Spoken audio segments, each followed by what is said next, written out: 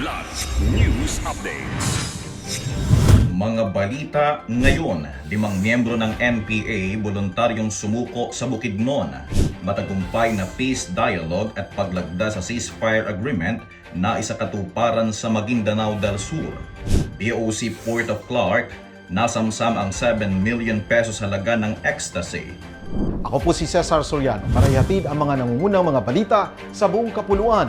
Ngayon, 5 miyembro ng Communist Terrorist Group o CTG ang voluntaryong sumuko at nagsuko ng kani-kanilang mga armas sa Sitio Colon, Barangay Halapitan, San Fernando, Bukidnon nitong Enero 4, 2026.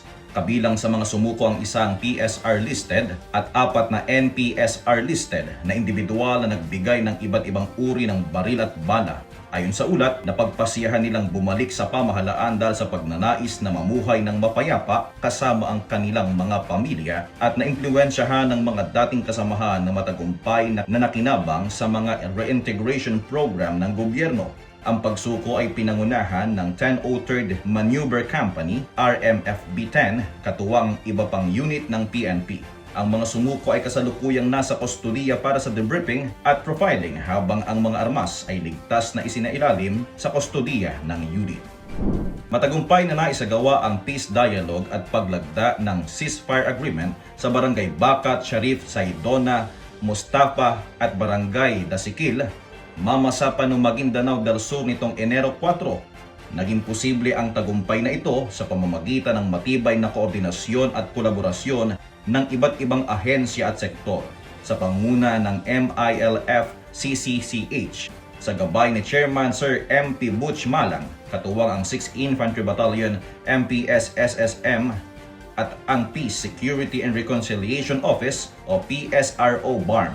Layunin ng kasunduan na maiwasan ang karahasan, mapanatili ang kaayusan at palakasin ang tiwala sa pagitan ng mga sektor ng komunidad.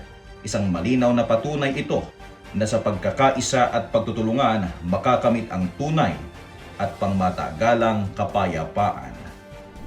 Nasamsam ng Bureau of Customs o BOC Port of Clark ang 2 parcel na naglalaman ng 4,124 ecstasy tablets na nagkakahalaga ng humigit kumulang 7.4 million pesos bilang bahagi ng pinaigting na kampanya laban sa ilegal na droga sa pagsisimula ng 2026 kamakailan.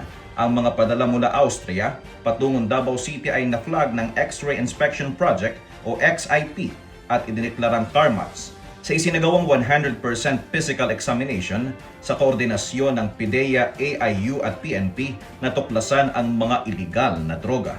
Nagpositibo sa MDMA ang mga nasamsam na tableta at isinailalim sa warrant of seizures at detention dahil sa paglabag sa Republic Act 9165 at Customs Modernization and Tariff Act ayon sa BOC. Para sa Kidlat News Channel, ito si JP Adaw, nag-uulat. ako po si Cesar Soriano, kasama nyo sa bawat pagputo ng balita.